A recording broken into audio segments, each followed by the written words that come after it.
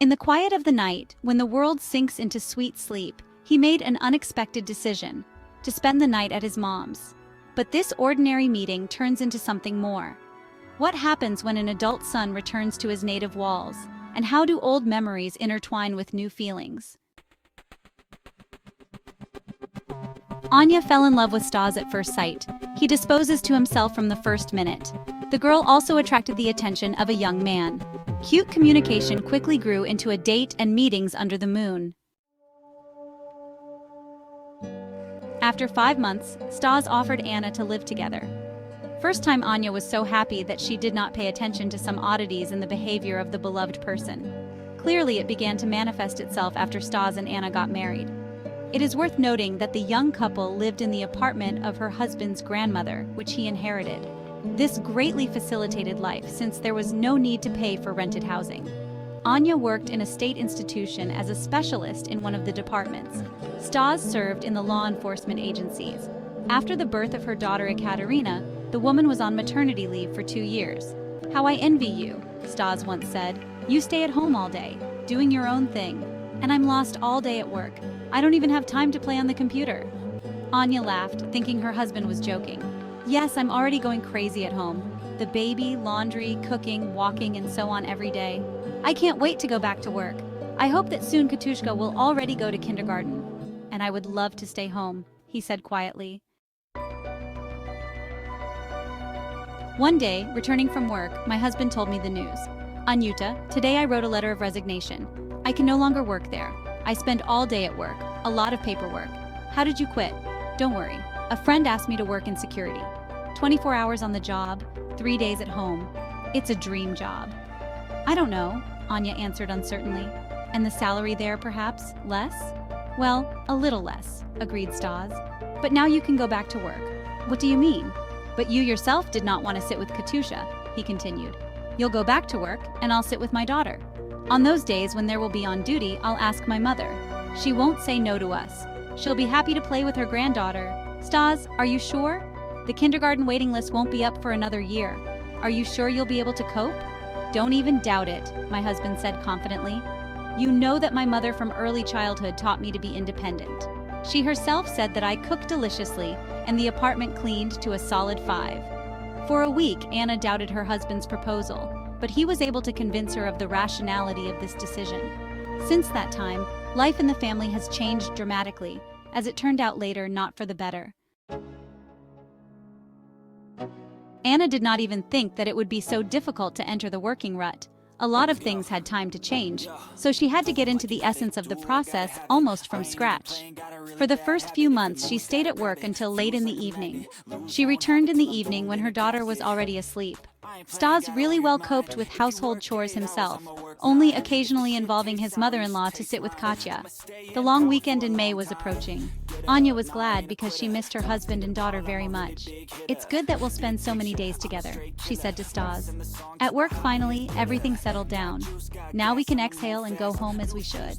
Stas smiled and stared at the screen of his smartphone. This week with her family had been a real eye-opener for Anna. "Stas, what is this?" Wife pulled out of the desk drawer new headphones. "I don't remember buying them." The husband was clearly nervous. "This was given to me by a friend. But such headphones are very expensive, if I'm not mistaken," Anna asked. "Why such gifts all of a sudden?" "He didn't need them. He bought himself new ones," the husband said quickly. "I just covered him from the bosses, so he thanked me." Anya shrugged uncertainly, but there was no reason to doubt her husband's words. Another thing that upset her was that Stas spent all day sitting at the computer and playing games. Anna did not understand much about it, but always thought that such pastime was for children and teenagers, not for adult family men. What followed was a series of incomprehensible finds. Here and there, she found some accessories for gadgets, a new keyboard for the computer, other various technical devices, the purpose of which was a mystery to her. In the end, Anya couldn't stand it. "Stas, I don't understand what it all means. What's the big deal? Bought himself a few interesting toys? Is it forbidden?" he asked in surprise. "A few? Are they everywhere? How old are you? Are you a teenager to buy all these stupid things?" Anna started to shout. "Where did you get the money for all this? It's all worth a penny, especially since it was all bought on a classified site. All the equipment is used, not new." Her husband started to get nervous and raised his voice. Anna calmed down a little, believing her husband's words, though her inner voice warned that it was a lie, but the calm did not last long. 2 months later, her husband informed her that her bank card was blocked and she could not withdraw her salary. Anna tried to find out why this happened, but in response, she received only incoherent mumbling. The next day, she called a friend who works in the bailiffs and asked to find out why Stas's account was blocked. Anna was dumbfounded by what she heard. It turns out that Stas took a loan of 500,000 rubles and does not pay the debt. This is what led to the arrest of accounts. Anya flew home angry. She jumped on her husband, demanding an explanation, but Stas was not even going to justify himself. He was clearly boorish in response, pretending that it was his personal business. "This is my hard-earned money," he shouted with a sneer. "Where I want to spend it, I spend it where I want to spend it." "Yeah, okay, why would you do that?" Anna couldn't contain her anger. "You mean I can spend my paycheck wherever I want to?" "I brought your paycheck home. I only kept a little for myself," replied her husband. "Yes, however, you managed to take a huge loan and spend the money on all sorts of nonsense." "It's not nonsense at all," Stas was shouting. "These technical means are my hobby and necessary tools for games." Anna sat down on the couch in helplessness. It had been a blow, and from nowhere to be expected. They had had a huge fight. Her husband slammed the door and went to spend the night at his mother's. At 11 o'clock in the evening, the doorbell rang. Anya opened it in the belief that Stas had returned. Two unfamiliar men stood on the threshold. For the next 10 minutes, they explained to the woman in a rough form that her husband should return the debt faster. Otherwise, the conversation would be different. Anna could hardly stand on her feet. Everything was shaking inside. When the strangers left, she ran into the apartment. Stas did not answer the phone, and Anya was afraid to even leave the house. Only the next day, the husband came home.